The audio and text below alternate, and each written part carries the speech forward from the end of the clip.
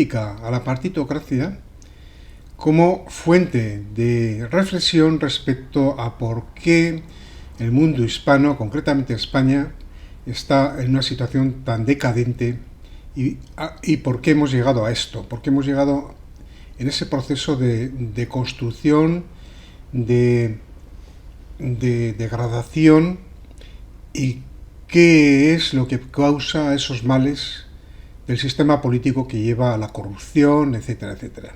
Y por tanto, en estas bases antropológicas, en estas bases sociológicas, en estas bases educativas, en estas bases culturales, en estas bases de desconexión con nuestro pasado, ¿cómo vamos a reconstruir la hispanidad?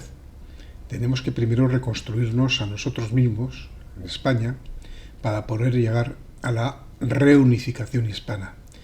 Porque no podemos hacer el bien desde el mal. El mal hay que erradicarlo, hay que construir bases de tipo religioso, de tipo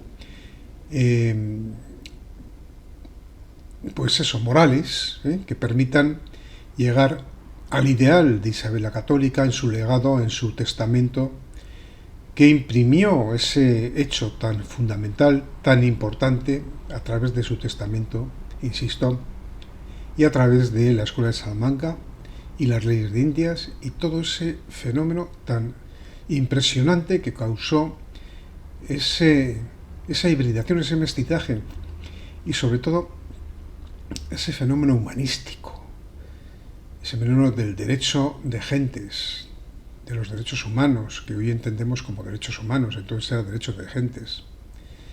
Y cómo es posible hacer eso reviviendo, reconstruyendo nuestras bases etiográficas,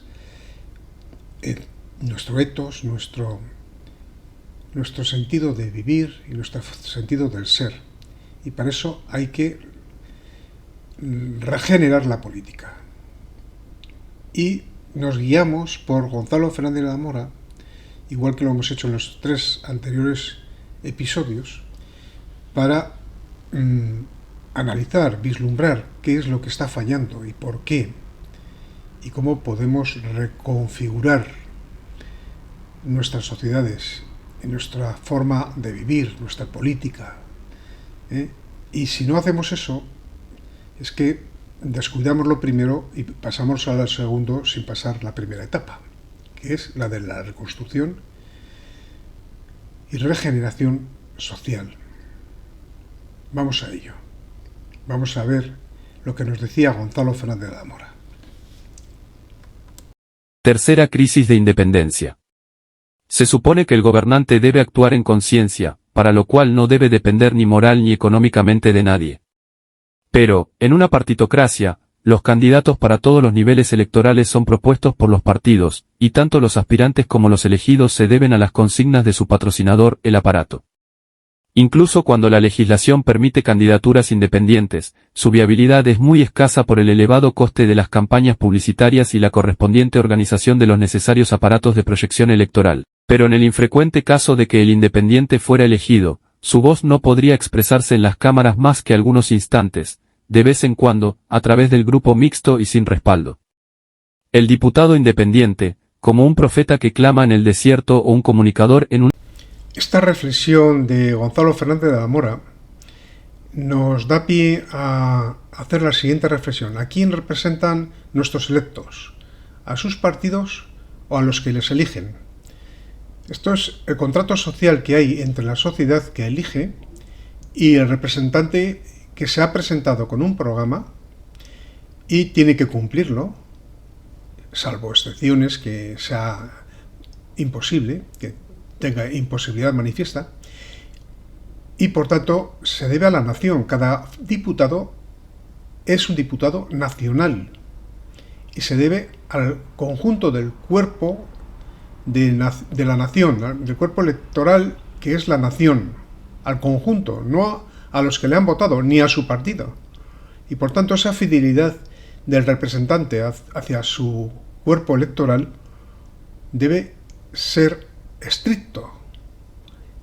Y el partido solamente posibilita la participación política, pero no es el órgano que dice por dónde tienen que ir, por dónde tienen que caminar los diputados. No debe ser así, y si lo es que es una degradación, una desviación de lo que es, en sentido genuino, la democracia. 4 grados de pauperación de la clase política. La máxima preocupación de una oligarquía política es asegurarse la fidelidad de aquellas personas a las que recluta para insertarlas en el aparato. Este objetivo se asegura o bien implicándolas en el peculado o en la corrupción, o seleccionándolas entre las personas que pueden sobrevivir como instrumentos a la sombra del líder. La consecuencia es que el nivel medio del aparato partitocrático va descendiendo ya moral, ya intelectualmente, ya ambas cosas a la vez.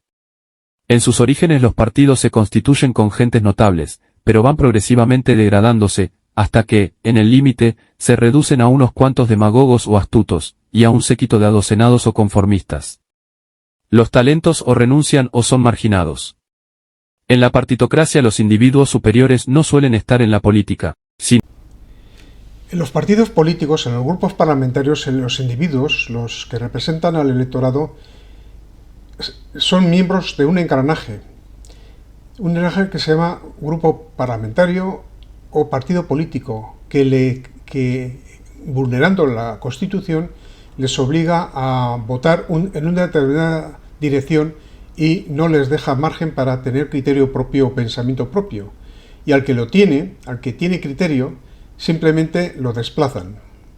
Porque lo que quieren es simples maquinarias de organización que trasladen al Parlamento lo que piensa un líder, sin dar margen a decisiones que corresponderían a la representación electoral, que corresponderían a un programa político y no a un determinado aparato de organización. Esto supone la degradación, la reducción de la capacidad de los parlamentarios, su formación y sobre todo su autoestima y por tanto su prestigio. Se juega el prestigio del cuerpo electoral, del cuerpo político al final, de los representantes. Devaluación intelectual de las cámaras. Se supone que las cámaras son deliberantes, para que la confrontación entre los diferentes planteamientos se contrasten y respondan a la razón. Es decir, para un raciocinio correcto y para una visión completa. Sin embargo, las cámaras se convierten en una ficción retórica. Las propuestas vienen elaboradas previamente por el gobierno y sus acólitos. En la práctica, las cámaras se convierten en un espectáculo donde los parlamentarios podrían ser perfectamente sustituidos por los portavoces de los partidos que expusieran las posiciones previamente establecidas. De evaluación política de las cámaras. La suprema potestad de las cámaras es la de nombrar, de poner o controlar al Ejecutivo. Pero cuando las cámaras hay un partido mayoritario, no son los partidos los que nombran o deponen al Ejecutivo, sino que es previamente el jefe de ese Ejecutivo el que ha elegido a los miembros de ese grupo, por lo que éste queda a merced de la voluntad del Ejecutivo a la hora de orientar las políticas y también perpetuarse. Con lo cual, con esa confianza se asegura su docilidad ante la voluntad del jefe de ese partido. Y tampoco subsiste la capacidad de controlar al Ejecutivo por la misma razón de sumisión a quien ha elegido, y asegura la próloga en la pertenencia a ese grupo parlamentario. Y es común que el presidente del gobierno no acude. Irresponsabilidad del gobierno. Se supone que en el intervalo de entre dos elecciones el gobierno responde de sus actos. Pero esto no sucede en las partitocracia cuando hay mayorías estables. El gobierno puede hacer caso omiso de la oposición e ignorar sus reclamos o propuestas. La existencia de un rodillo conlleva la impunidad del gobierno. Y cuando los votantes deponen a un gobierno no pueden condenarle porque ellos lo eligieron. Politización de la administración. La administración se politiza cuando los funcionarios actúan de acuerdo a su adscripción ideológica o política. Y ésta se constituye en función de quien esté al frente del Ejecutivo, bien por selección de los funcionarios de forma solapada o bien por imperativo normativo o coacción. Toda partitocracia oligárquica tiende a politizar la administración. Y por tanto ésta deviene en injusta y sectaria. Y por tanto eso se proyecta hacia la sociedad, clasificándola en dos tipos de ciudadanos: los excluidos y los privilegiados, rompiendo el principio de igualdad ante la ley. Fusión de poderes. Se supone que debe haber división de poderes. Y por tanto que debe haber un poder legislativo independiente del Ejecutivo y un poder judicial independiente del Legislativo y del Ejecutivo. Pero esto deja de ser una realidad para convertirse en una utopía. Desde los más remotos tiempos se entiende que no se puede ser juez y parte. Desde el siglo XVI con la Escuela de Salamanca el soberano se tiene que someter a las leyes igual que el resto de los súbditos o ciudadanos en nuestro caso. Pero como lo hemos visto en las partidocracias, el soberano absorbe el poder legislativo, es decir, el gobierno asume la responsabilidad legislativa. Y también en la práctica se designa el poder judicial en tanto y cuanto todos los parlamentos y detrás de esos representantes el Ejecutivo designa a través de los partidos políticos y sus grupos parlamentarios la elección de las cúpulas judiciales. Así la justicia dependerá del mayor o menor respeto de los ejecutivos a la independencia judicial y los ciudadanos estarán en sus derechos a la justicia y a la independencia de los jueces y su ecuanimidad a los criterios del gobierno. Esta situación es más evidente todavía si cabe en el caso de la composición del Tribunal Constitucional, que está a disposición de los criterios de los líderes de los grupos políticos para su conformación y de las mayorías correspondientes parlamentarias, con lo cual el presidente del gobierno tiene una influencia directa en dicha composición y por tanto en la orientación de las sentencias constitucionales. Por tanto queda dicho que los ejecutivos tratan de acaparar todos los poderes y controlarlos, no hay división en la práctica de los poderes y por lo tanto no se someten a ninguno de ellos. Unos tribunales parciales es lo peor que puede suceder a una comunidad política.